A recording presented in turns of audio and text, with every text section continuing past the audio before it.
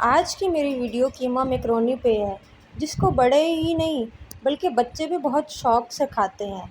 हर घर में बनी जाने वाली कीमा मैकरोनी जो सबको पसंद है। तो चलिए शुरू करते हैं।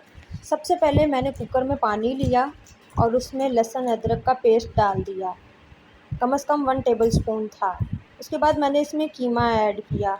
कीमा हाफ़ केजी से थोड़ा सा कम था, जिसको मैंने इसमें डाल दिया।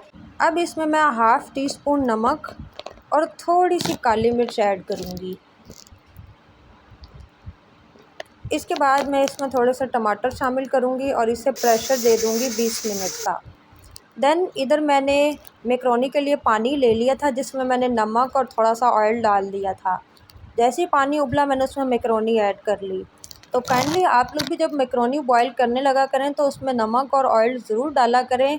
इसका रिज़ल्ट ये होता है कि जब आपकी मैकरोनी बॉईल हो जाती है, उसको छान लेते हैं तो वो आपस में जुड़ती नहीं है, वो अलग-अलग ही रहती है। कम से कम चीज़ आपकी अच्छी बननी चाहिए, तो इसके लिए ये एक टिप है अगर आप करना चाहें।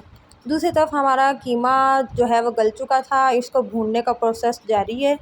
मैंने इसमें नमक, मिर्च, हल्दी, सूखा धनिया, सोया सॉस और थोड़ा सा केचप ऐड किया था जस्ट फ्लेवर के लिए।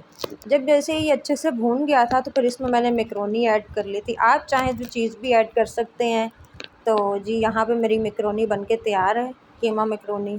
आप लोग इसको एंजॉय करें। Thank you.